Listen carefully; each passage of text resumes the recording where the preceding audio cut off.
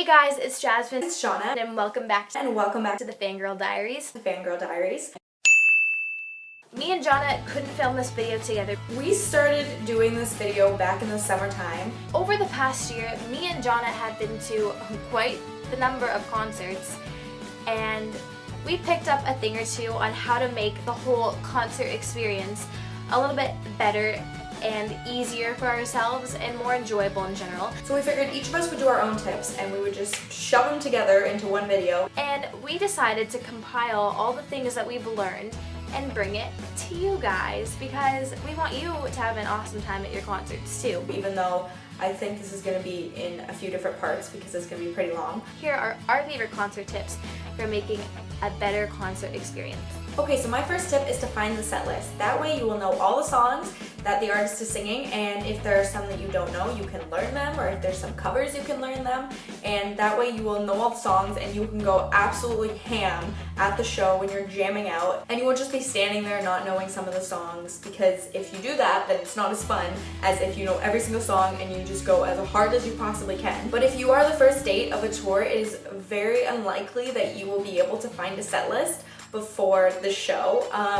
I've seen a few times that artists have given out the set list, but that's very, very rare, especially with like high production tours. And I've never been the opening date of a tour, so I don't know what this is like. But if you're not the first date, you can absolutely find the set list anywhere. Like, there are update accounts that are absolutely amazing. If you run an update account, you are doing an amazing job. Thank you so much for helping us all out. Update accounts will usually have the set list, and Wikipedia almost always has the set list the day after the first show because Wikipedia is the information of the universe. So you should have no problem finding it as long as you're not the first date. And if you are the first date, I'm sorry because you can't find it, and that makes me sad for you.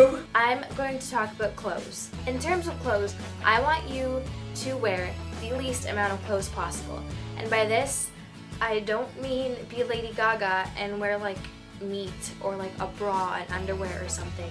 Please don't do that. I mean, don't wear a lot of layers, because when you're trying to hold your jacket and like hold your flannel that you like brought just in case, and you're trying to jump and dance, it is not a good situation. So just keep the amount of clothes you're wearing on top of each other to a minimum. Just think in different ways when you're dressing for concerts. I promise you can be practical and cute at the same time. I pinky swear. Also, don't wear heels. If you cannot walk in heels for an extended period of time, you're not going to be able to stand or jump or dance in heels for an extended period of time. So basically just avoid the heels because they're not a good idea. If you are waiting for a general admission concert, so you have to line up and wait outside, you're 100% going to be sitting on the ground. So don't wear a skirt, don't wear really short shorts. Wear something comfortable that you can sit on the ground. If you're wearing a skirt or a dress, please, for the love of God, wear shorts underneath. Don't be the girl who doesn't wear shorts underneath her skirt. Trust me, I have been that girl. I'm so sorry, Mom. Only once. I only made that mistake once. I have also seen other girls make this mistake on multiple occasions. Don't be that girl, please. Just wear shorts under your dresses and your skirts. Keep everything to a minimum is basically the moral of clothing for concerts. Okay, my next tip is to be familiar with the opening acts, and not knowing the opening act is kind of the same as not knowing the set list and not knowing the songs, because it's not as fun and you can't jam out as much. And I've found that when I don't know the opening acts and I haven't like looked into them and learned their songs, it's not as fun as a whole, because there's like the whole time before the show that you have for the opening acts, and if you don't know who they are, it's so not fun because you're just sitting there and you're like bopping around like trying to like get into their songs. But if you don't know their songs, it's not even remotely as fun as if you do know their songs, because the most fun that I've had at shows have been at shows with opening acts that I really like and that I've really gotten into. So definitely look them up. At least know like one or two of their songs, because that just makes it more fun and you can sing along and you can sing the words back, and it's just a lot more fun that way. And sometimes you will come across a band that you really, really like. Like Before You Exit, I didn't know who they were before Paradise Tour, but then I looked them up because I knew that they were opening and I I really came to like them, and they are one of my favorite bands now. So, I mean, sometimes you can find your new favorite band or a band that you really like. So definitely look into the opening acts and be familiar with them, and it's just so much more fun. The last thing you want is a meltdown because your camera or your phone has run out of space. And trust me, I have done this like 8 too many times.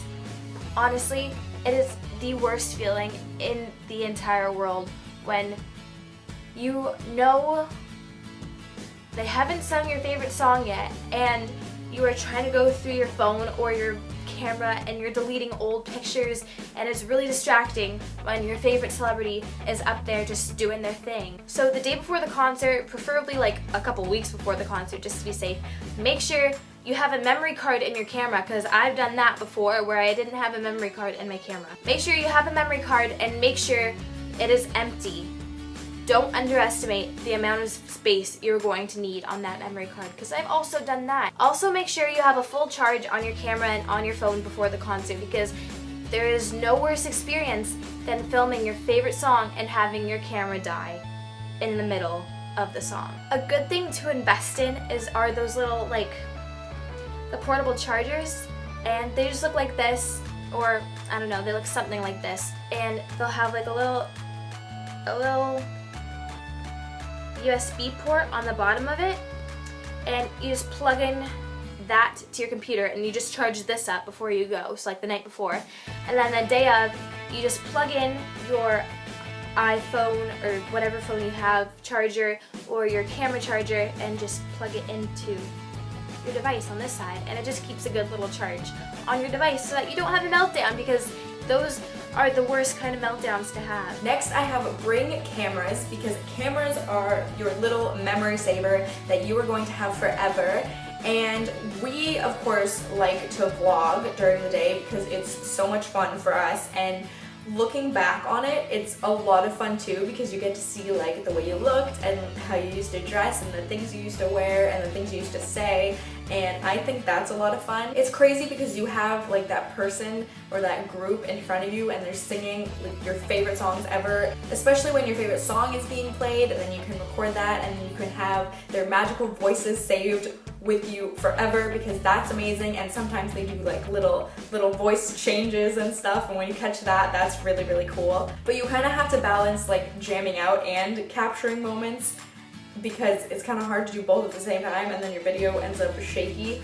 But I really think it's really important to capture moments of the show, even if it's not a lot of it, even if you take just certain songs or like just parts of your day and stuff. I just think it's really important because you get to keep that day with you forever that way, and I just think that's so amazing.